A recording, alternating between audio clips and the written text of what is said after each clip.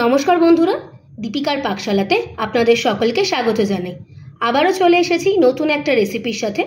আজকে আপনাদের সাথে শেয়ার করব অসময়ে বাজার থেকে পাওয়া ছোট আলু দিয়ে ভিন্ন স্বাদের একটি নিরামিষ আলুর দমের রেসিপি। সেটি হলো মালাই আলুর দম।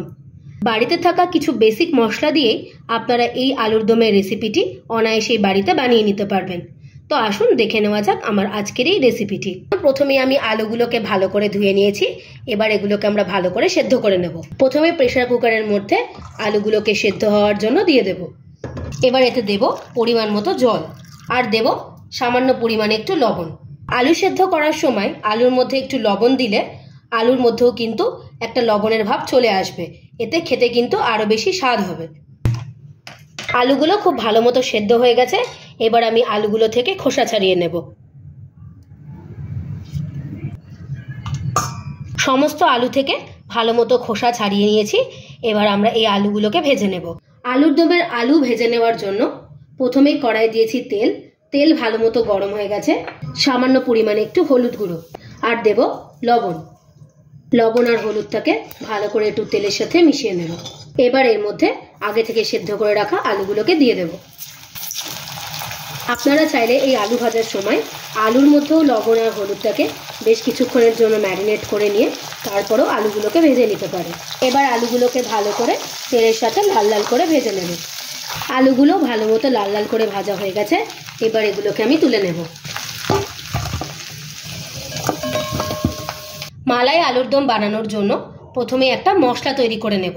তার জন্য মিক্সার জারের মধ্যে দেব আদা, দেব কয়েকটা কাঁচা লঙ্কা, এক টুকরো টমেটো, দেব গোটা জিরে, দেব সামান্য পরিমাণে একটু মৌরি। আপনারা চাইলে এখানে গোটা ধনেও ব্যবহার করতে পারেন। পরিমাণ মতো জল দিয়ে মশলাটার একটা মিহি পেস্ট বানিয়ে নেব। মালাই আলুর দম বানানোর জন্য এই মশলাটা ছাড়া অন্য কোনো মশলার কিন্তু প্রয়োজন পড়বে না। মালাই আলুর দম বানানোর জন্য কড়াই দিয়েছি তেল। তেল ভালো মতো গরম হয়ে গেছে। এবার ফোড়নে দেব সাদা জিরে, দেব গোটা গরম মশলা, তেজপাতা, আর দেব শুকনো লঙ্কা। ফোড়নটাকে ভালো করে তেলের সাথে মিশিয়ে নেব। দেব পরিমাণ অনুযায়ী হলুদ, খুব সামান্য পরিমাণে একটু লঙ্কার গুঁড়ো, আর দেব চাট মশলা। এই মালাই আলুর দম বানানোর জন্য কিন্তু চাট মশলা অবশ্যই ব্যবহার করতে হবে। এবার যে মশলাটা বানিয়ে রেখেছিলাম সেই মশলাটাও তেলের মধ্যে দিয়ে দেব।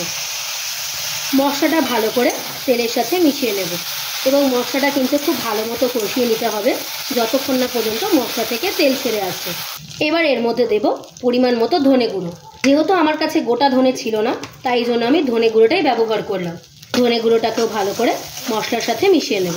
মশলা কিন্তু খুব ভালো মতো কষে গেছে, মশলা থেকে তেলও ছেড়ে দিয়েছে। এবার এর মধ্যে দেব মশলা ধোয়া জলটা। জলের সাথে ভালো করে মশলাটাকে আবারও মিশিয়ে নেব। এবার এর মধ্যে দেব দুধের মালাই। আমি যখন দুধ জাল দিয়েছিলাম তখন তার থেকে একটু দুধের মালাই আমি তুলে রেখে দিয়েছিলাম। যেহেতু মালাই আলুর দম বানাচ্ছি তার জন্য মালাইটাই কিন্তু এই আলুর দমে লাগবেই। মালাইটা ভালো করে ঝোলের সাথে মিশিয়ে নেব। মালাই ঝোলের সাথে ভালো মতো মিশে গেছে। এবার এর মধ্যে দেব পরিমাণ অনুযায়ী লবণ, আর দেব পরিমাণ অনুযায়ী চিনি। আমি মালাইটা পরে ব্যবহার করেছি, তবে আপনারা চাইলে কিন্তু মশলা কষানোর সময়তেও মালাইটা দিয়ে কষিয়ে নিতে পারেন। ঝোল ভালো মতো ফুটে গেছে। এবার এর মধ্যে আগে থেকে ভেজে রাখা আলুগুলোকে দিয়ে দেব।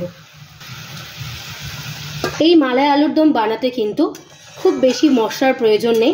এবার ভালো করে আলুর দমটাকে জলের সাথে ফুটতে দেব। এই আলুর দমের মধ্যে মটরশুঁটি দিলে কিন্তু বেশি ভালো লাগতো। যেহেতু অসময়ে আলুর দম বানাচ্ছি, মালাই আলুর দম সম্পূর্ণরূপে রেডি হয়ে গেছে। এর মধ্যে দেব হাতে ক্রাশ করে নেওয়া কাসুরি মেথি, আর দেব পরিমাণ অনুযায়ী ঘি। এই রান্নায় কিন্তু গরম মশলা ব্যবহার করার কোনোই প্রয়োজন নেই। ঘি আর কাসুরি মেথির সাথে আলুটাকে আবারও খুব ভালো করে মিশিয়ে নেব এবং 5 মিনিটের জন্য স্ট্যান্ডিং টাইমে রেখে আলুটাকে সার্ভ করে নেব। যে কোনো নিরামিষ দিনে লুচি, পরোটা বা পোলাওয়ের সাথে খাওয়ার জন্য নিরামিষ মালাই আলুর দম আমার একদম তৈরি হয়ে গিয়েছে। রেসিপিটি যদি আপনাদের ভালো লেগে থাকে অবশ্যই একটা লাইক করে দেবেন, আর আমাকে কমেন্ট করে জানাবেন রেসিপিটি আপনাদের কেমন লাগলো। আপনারা যদি আমার চ্যানেলে নতুন হয়ে থাকেন চ্যানেলটিকে প্লিজ সাবস্ক্রাইব করে দেওয়ার অনুরোধ রইল, আর সাবস্ক্রাইব করে দেওয়ার পরে পাশে থাকা বেল নোটিফিকেশনটি অবশ্যই ক্লিক করে দেবেন আমার চ্যানেলে নিত্য নতুন রেসিপির আপডেট পাওয়ার জন্য। ভালো থাকবেন, সুস্থ থাকবেন। দেখা হবে আবার একটা নতুন রেসিপির সাথে। ধন্যবাদ।